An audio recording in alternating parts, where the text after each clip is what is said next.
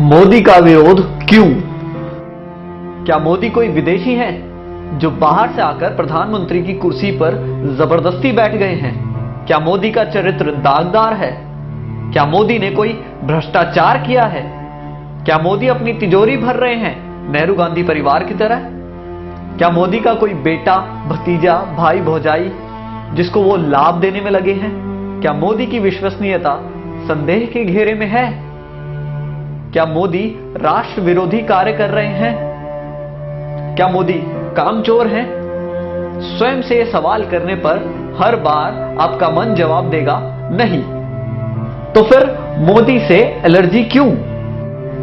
अल्पज्ञानी आरोप लगाते हैं कि राम मंदिर नहीं बनवाया, धारा 370 नहीं हटाई, पीडीपी से गठबंधन कर लिया, 15 लाख नहीं दिए, अच्छे दिन नहीं आए।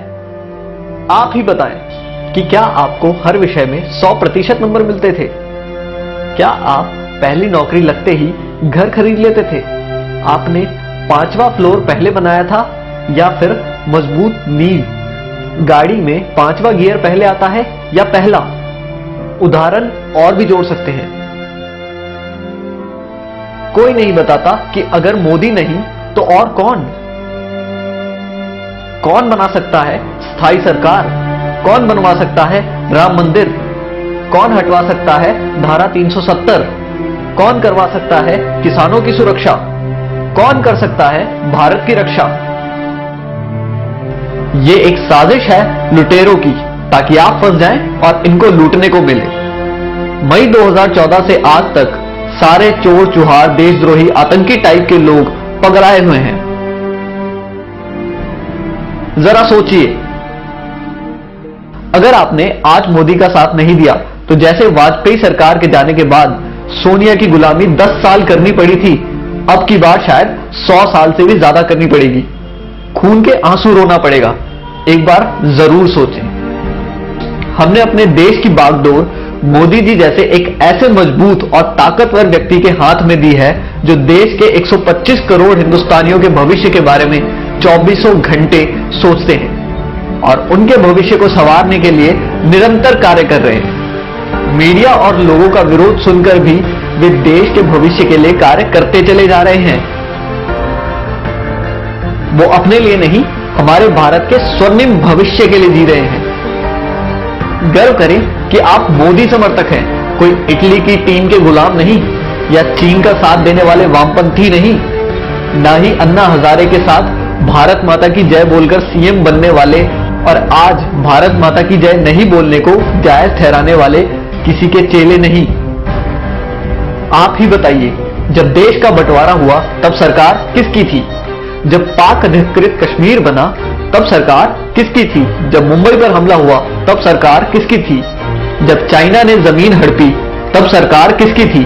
जब वीर सैनिकों के सर काट के पाकिस्तानी ले गए तब सरकार किसकी थी? बोफोर्स का घोटाला हुआ तब सरकार किसकी थी? सैनिकों की वर्दी पर पैसा खा गए, वो सरकार किसकी थी? सरदारों का कत्लेआम किया, वो सरकार किसकी थी? शिमला का समझौता कर देश की बेशकीमती जमीन पाकिस्तान को दे दी गई, तब सरकार किसकी थी? आसाम में हिंदुओं का खून बहा, तब सरकार किसकी थी? कश्मीरी पंडितों को मारा गया, तब सरकार किसकी थी? कॉमनवेल्थ घोटाला, कोल घोटाला, 2G घोटाला हुआ, तब सरकार किसकी थी? दूरदर्शन के मोनो से सत्यम शिवम सुंदरम हटाने वाली सरकार किसकी थी? भारतीय मुद्रा से सत्यमेव जयते हटाने वाली सरकार किसकी थी? वंदे मातरम का अपमान किया, वो सरकार किसकी थी? क्या आप जानते हैं इंदिरा गांधी के रास्ते में आने वाले लाल बहादुर शास्त्री की ताशकंद में रहस्यमय हालत में मौत हो गई। नेहरू के लिए खतरा बन रहे श्यामा प्रसाद मुखर्जी और दीनदयाल उपाध्याय की हत्या कर दी गई और पुलिस ने आज तक इस साजिश से पर्दा नहीं उठाया। राजीव गांधी के लिए चुनौती बन रहे वीर बहादुर सिंह की पेरिस में मौत हो गई, जबकि उनको हृदय की कोई समस्या ही नहीं थी। सोनिया गांधी के खिलाफ कांग्रेस अध्यक्ष का चुनाव लड़ने की 2 लोगों ने हिम्मत की, राजेश पायलट और जितेंद्र प्रसाद। राजेश पायलट की कार को एक रहस्यमय तरीके से ट्रक मारकर गायब हो गया और जितेंद्र प्रसाद बरेली के एक सर्किट हाउस में मर गए। इनसे पहले सोनिया को चुनौती देने वाले सीताराम केसरी को पार्टी से भगा दिया गया।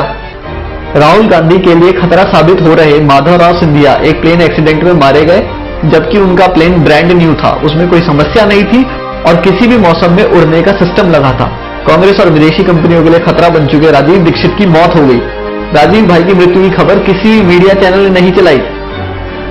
मित्रों, जो भी इस परिवार के अत्याचारों के खिलाफ आवाज उठाता है, उसकी रहस्यमय हालत में मौत हो जाती है। शशि थरूर की पत्नी इस बात का एक उदाहरण है। संविधान की धारा 30A के तहत विद्यालयों में गीता रामायण पढ़ाना क्यों प्रतिबंधित है और मदरसों में कुरान और ईसाइयों को बाइबल पढ़ाने की छूट है। हिंदू मंदिरों और तीर्थ स्थानों के चढ़ावे पर 70% सरकार का हक, मस्जिदों और मजारों पर चढ़ावे का पूरा हक उन्हीं का, साथ ही सरकारी अनुदान। बाबा अमरनाथ और कैलाश पर्वत की यात्रा पर सरकार को टैक्स, लेकिन हज यात्रा पर सब्सिडी। इच्छा है तो इस मैसेज को आगे बढ़ाएं, वरना स्वयं को भारतीय कैसे कहेंगे। जय हिंद।